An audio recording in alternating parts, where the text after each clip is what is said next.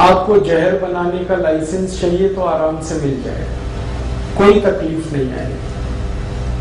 और अगर छोटी मोटी कोई तकलीफ आई तो प्राइम मिनिस्टर ऑफिस तो बिल्कुल ग्रीन सिग्नल दे सकता है, आपको प्राइम मिनिस्टर ऑफिस से मिल जाएगा जहर बनाने का लाइसेंस, मिलता है।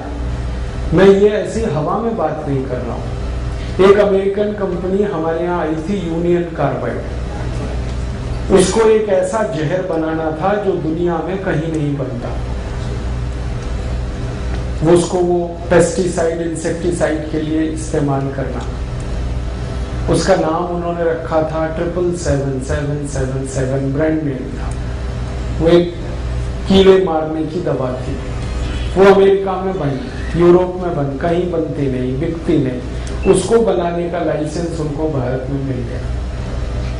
और भारत के वैज्ञानिकों ने जब मना किया कि इसको ये लाइसेंस ना दिया जाए यूनियन कार्बाइड को, तो भारत के प्रधानमंत्री कार्यालय ने वो लाइसेंस दिलवाया पीएमओ से, प्राइम मिनिस्टर ऑफिस से वो लाइसेंस उनको मिल गया। अब जब पीएमओ कह देगा तो नीचे के तो सारे लोग ऊपर से दंडवत करने लगेंगे, पीएमओ से ऊंचा कौन है इस देश। तो प्राइम मिनिस्टर कार्यालय ने कहा कि नहीं, लाइसेंस तो देना है इनको, किसी भी कीमत पे देना है, भले ये जहर बनाए बेचें तो भी देना। ले लिया उन्होंने लाइसेंस। और क्या किया होगा उसके लिए वो आप अच्छे से जानते हैं।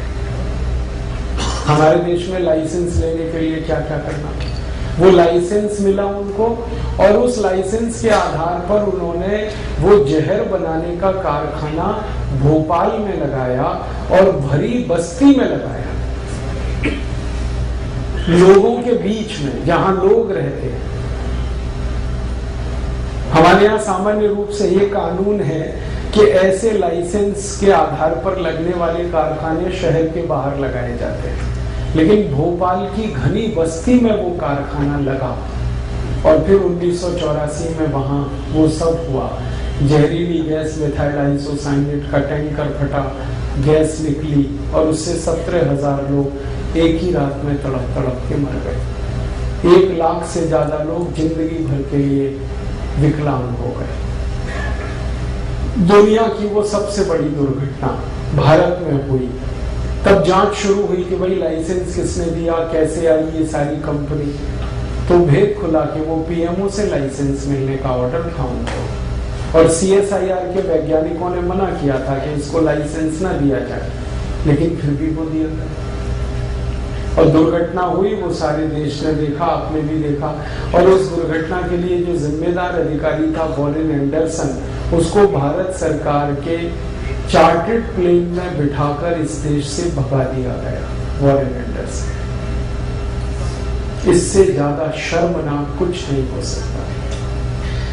जिस वॉरेन एंडरसन पर क्रिमिनल केस चलाया जाना चाहिए था, उसको हमारे देश के प्रधानमंत्री और मुख्यमंत्री कार्यालय के अधिकारियों ने एक चार्टर्ड प्लेन देके सुरक्षित भगा दिया। और एक बार वो भागा तो आज तक पकड़ा नहीं गया। उसको पकड़ के लाना भारत में ये संभव ही नहीं हुआ।